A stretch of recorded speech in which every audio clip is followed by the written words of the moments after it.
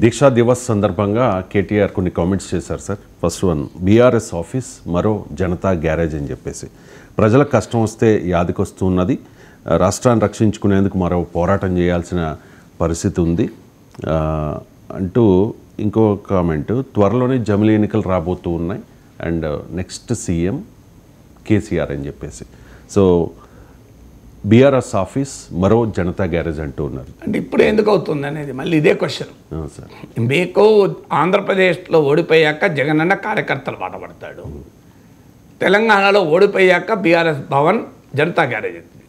అధికారంలో ఉన్నప్పుడు కావాలి కదా జనతా గ్యారేజ్ ఉండేది, అధికారంలో ఉన్న ప్రతిపక్షంలో ఉన్నప్పుడు ఏం లాభం ఉన్నది, దాంట్లో ఉపయోగం ఏంటి? అధికారంలో ఉన్నప్పుడు జనతా గ్యారేజ్ ఉండాలి. అధికారంలో ఉన్నప్పుడు ముఖ్యమంత్రి పార్టీ ఆఫీస్కి వచ్చి కూర్చుని వారంలో ఒకరోజు నేను పార్టీ కార్యకర్తలతో ఉంటాను, పార్టీ సానుభూతి పరులైనా పార్టీ వారైనా నడిచి కలవచ్చు, ఒక 2 గంటలు ఉంటాను అనే కార్యక్రమం ఉందా? ఏదైనా వస్తే పార్టీ మీటింగ్కి వచ్చారు, మళ్ళీ ఉపన్యాసం కొట్టారు, వెళ్ళిపోయారు. ప్రగతి భవన్లోకి జనాన్ని ఎలో చేయలేదనే కదా పెద్ద విమర్శ. నాకు క్లియర్ గుర్తు రవిశంకర్, నేను ఎమ్మెల్సీగా ఉన్నప్పుడు రాజశేఖర రెడ్డి ముఖ్యమంత్రిగా ఉన్నాడు. రాజశేఖర రెడ్డి వీళ్ళందరికన్నా చాలా పవర్ఫుల్ లీడర్, ఇన్ఫ్లుయెన్షియల్ లీడర్ కాదని అనలేము. ఎందుకంటే ఉమ్మడి రాష్ట్రంలో ఒక రకంగా డామినేటింగ్ లీడర్, కాంగ్రెస్ లాంటి పార్టీలో తనకు ఎదురే లేకుండా చేసుకున్న నాయకుడు కదా, అది కూడా కాంగ్రెస్ దేశంలో అధికారంలో ఉన్నప్పుడు కదా. అలాంటి నాయకుడు కూడా చాలా యాక్సెసిబుల్గా ఉండేవాడు. మేము 500 మందిని 1000 మందిని 300 మందిని తీసుకొని ఎన్నోసార్లు వెళ్ళాను నేను ప్రగతి భవన్కు, అనేకసార్లు, ఒక్కసారి కాదు, వందలాది మందిని తీసుకొని వెళ్ళేవాళ్ళం. సో ప్రగతి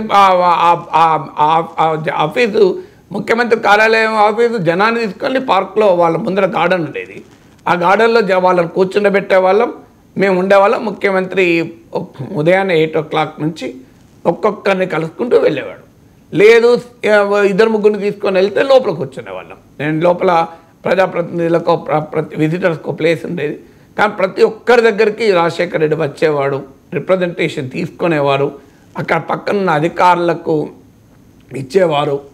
సో ఇంత క్లియర్గా ఉండేది. నాకు ఇప్పటికీ గుర్తు, నేను ఇది చెప్పిన దాన్ని విజయమ్మ నాలో నాతో వైఎస్ఆర్ అనే పుస్తకంలో కూడా కోట్ చేశారు. నేను ఒక ఎస్ఐ పోస్టుల దానికి ఏజ్ రిలాక్సేషన్ కొరకు ఒక 500 మందిని తీసుకొని వెళ్ళాడు, ఒక్కరి గారి ఇక్కడ కాదు, 500 మందిని తీసుకొని వెళ్తే ఏం ప్రొఫెసర్ అనేవాడు, ఏం ప్రొఫెసర్ ఏంటి అన్నాడు. అంటే సార్ ఇది ఏజ్ రిలాక్సేషను, మీకు వచ్చే నష్టం ఏం లేదు, మేమేం ఎక్కువ ఉద్యోగాలు అడుగుతలేము, ఉన్న ఉద్యోగాలకు మీరే 5 ఏళ్ళుగా నోటిఫికేషన్ ఇవ్వలేదు, వాళ్ళ తప్పు కాదు, వాళ్ళ ఏజ్ రిలాక్స్ అయింది దానివల్ల, మీ ఆలస్యం వల్ల, వాళ్ళు మాకు రాసుకునే అవకాశం ఇవ్వండి అని అన్నాడు. వెంటనే నా రిప్రజెంటేషన్ తీసుకొని కన్సిడర్ అని చెప్పి సంతకం పెట్టి పక్కన ఉంటే ఇది అయ్యేలా చూడండి అన్నాడు. అంటే దాని కమ్యూనికేషన్ మెథడ్ ఉంటుంది, నార్మల్గా ఇస్తే వాళ్ళు దాన్ని పట్టించుకోరు, అయ్యేలా చూడండి అని చెప్పి ఇచ్చాడు. అని అయిపోతుంది ప్రొఫెసర్ గారు అన్నాడు. అని వాళ్ళు జనం వైపు చూసి ఇది ఎవరు చేశారని చెప్తారు బయటికి వెళ్ళి అన్నారు.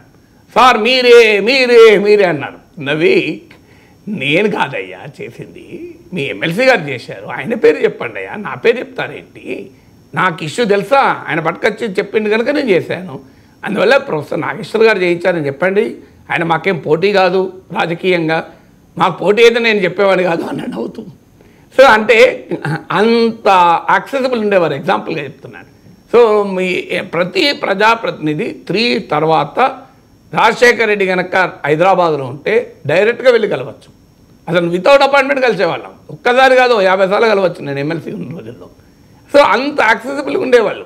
కానీ కేసీఆర్ పైన విమర్శ అదే కదా, అపాయింట్మెంట్ ఇవ్వడు, అసలు ఎవరికి అపాయింట్మెంట్ ఇవ్వడు, కలవడానికి అపాయింట్మెంట్ ఇవ్వడు. నేను ఒక పత్రిక ఎడిటర్గా ఉన్నప్పుడు ఆ పత్రిక ఎడిషన్ లాంచ్కు చీఫ్ మినిస్టర్ను ఇన్వైట్ చేయాలని 20 రోజులు ట్రై చేశాను, నాకే దొరకలే.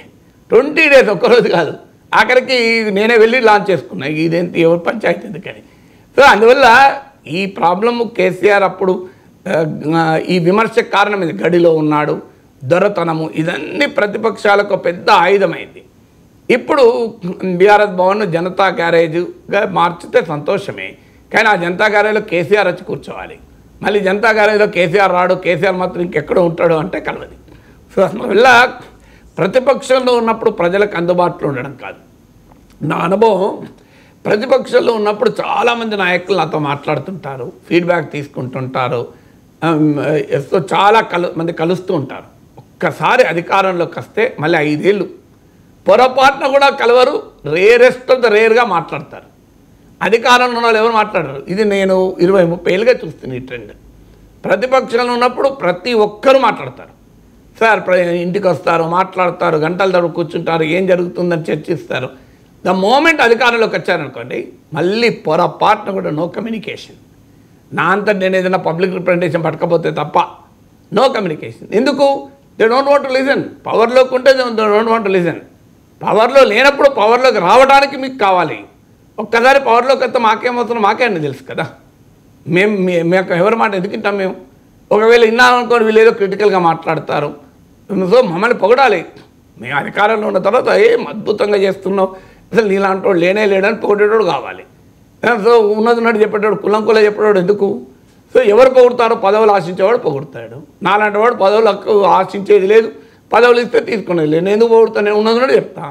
సో ఇప్పుడు టీవీలో ఏం చెప్తాను, అక్కడ పోయి అదే చెప్తా. అది రుచించదు. అందుకే అనుభవం చెప్తున్నా అంటే, జనతా గ్యారేజ్ కావాల్సింది అధికారంలో ఉన్నప్పుడు. ఓకే, ప్రతిపక్షంలో ఉన్నప్పుడైనా అయితే మంచిదే. ఎందుకంటే ప్రజల పక్షాన పోరాడే ప్రతిపక్షం బలంగా ఉంటేనే ప్రజలకు మంచిది, ప్రభుత్వానికి కూడా మంచిది కదా.